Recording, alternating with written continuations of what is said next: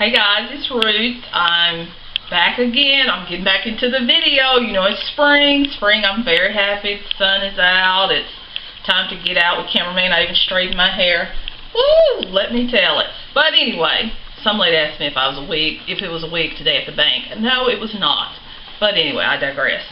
Today we're going to do a vanilla pomade. Yes, I do a lot of pomade. So if you've been with this channel, you've seen me make a sandalwood pomade and several different varieties. Sandalwood is my favorite. Is actually cameraman's favorite. My favorite though is vanilla. There was a lady who was a chef who actually asked me, I have a video called Vanilla and Lemon Extract. She asked if you could actually make vanilla oil. You can actually buy vanilla essential oils on different websites online, and whoo, is it expensive. You know, that's just not going to work for me. I'm much too cheap for that. I try to do it homemade and thrifty. My husband always says cheap, but that's okay. We save lots of money. Spark Wisdom, this is a shout out for you. Honey, I've always been thrifty, but I think you have me beat. I've learned a lot from your channel, and I do appreciate that. But back to the pomade. The vanilla pomade is very easy. Pomades, as you know, are oil-based.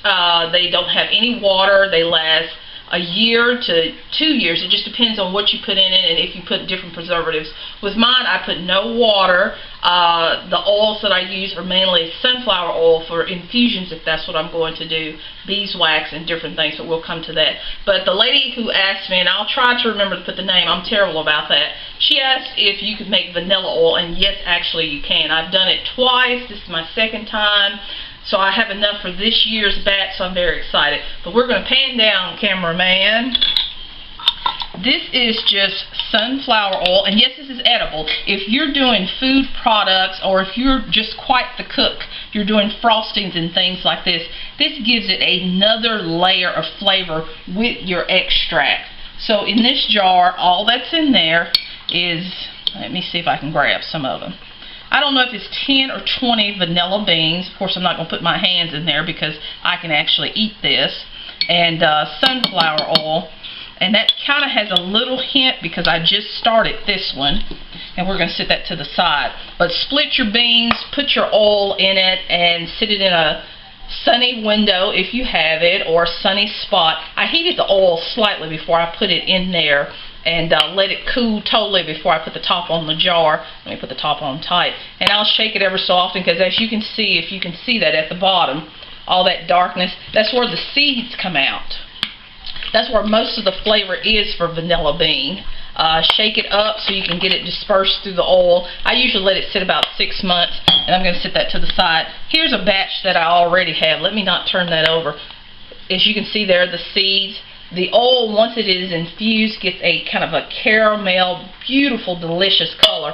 And when you take the top off of it, oh man, the whole room is perfumed. I use this most of the time as an oil, but I have done where I do frostings, where I do vanilla oil and vanilla extract. Stay in the middle, cameraman. You're moving all over the place today. But the pomade is going to have vanilla bean infused oil. It's going to have beeswax. These are the beeswax granulars, and it's going to be 2 heaping tablespoons of the beeswax. Also, coconut oil. It's going to be 2 heaping tablespoons of the coconut oil. Of course, you can use whatever semi-solid oil that you like with your beeswax, or if you're allergic to beeswax, which would be a shock to me, you can use lanolin, and that kind of firms up whatever your pomade is. We're also going to put a little bit of vegetable glycerin just because I want a little extra moisture to it. So for time constraint, I have already melted the beeswax totally in my double boiler, and then I melted the coconut oil with it. So I'm going to set that to the side. And let me get my handy dandy glove because this is kind of on the hot side, and I'll bring the container over. Woo, be careful in the kitchen, guys. It's hot, it gets hot, and you will get burned really, really quickly. We have the 2 heaping tablespoons of beeswax melted and the 2 heaping tablespoons of coconut oil in there. Our infused vanilla bean in the sunflower oil. We're going to use, let me get my measurements right. That's 4. And that's 8 ounces, which is a cup. Let me pour that back in because I don't have enough seeds for my taste. I like the seeds to get throughout the mix.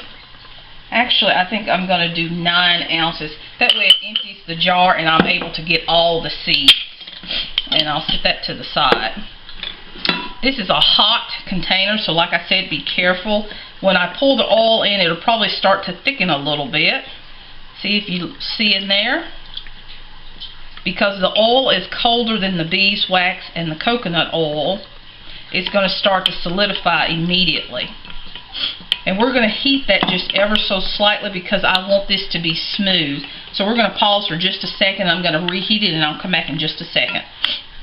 Okay, let's try to stay focused. Anyway, let's pan down, cameraman. Is that still real hot? It's not. As you can see, we melted that ever so slightly.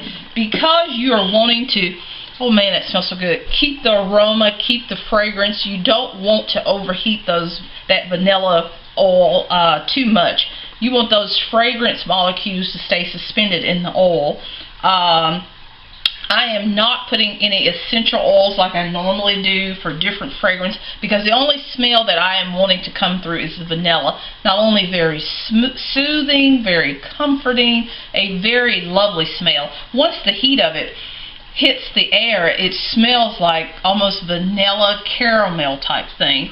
When this hits these jars, because I did not heat them this time, you're going to see that that's going to start to set up very quickly. Yeah, I can touch that with my hand, so I'll take that out.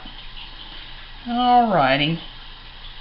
That should start to get a little cloudy in a minute.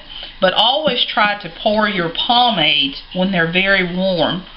That way you have a smoother consistency. You know what I forgot? I forgot the drop or 2 of glycerin. But we're already at the top for that.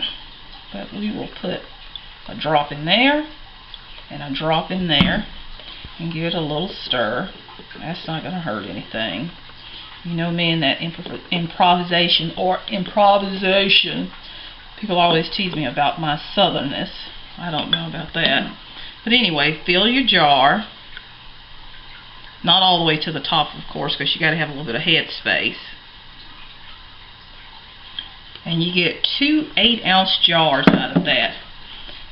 If you will stoop down just a bit, babe, never mind, I'll come up to you.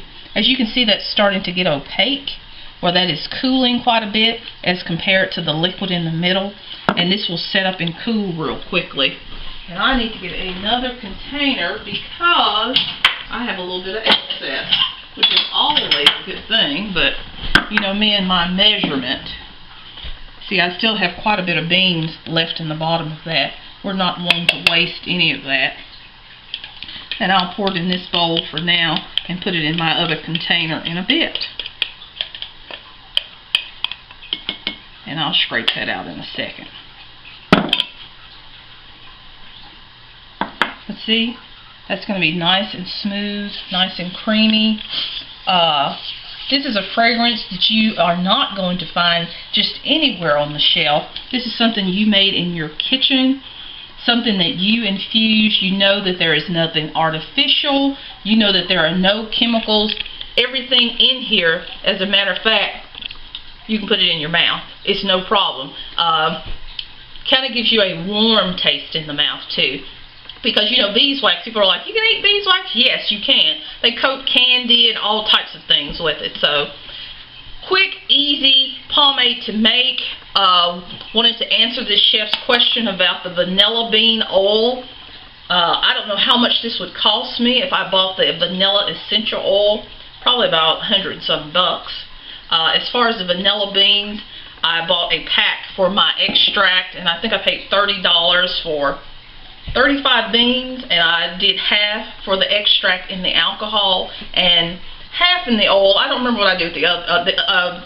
I think I did 4 or 5 in some sugar to give different flavors. But anyway, I hope you guys try this. I hope you like it. The little gentleman who asked me, who's a crabber from Maryland, about the pomade for his beard, I hope these measurements helped a little bit easier, because I'm notorious for a little bit of this, a little bit of this, a little dab of this, a little dab of that. If you're a cook, you'd understand what I'm talking about, but I hope you guys liked it, and I'll talk to you soon. Bye-bye.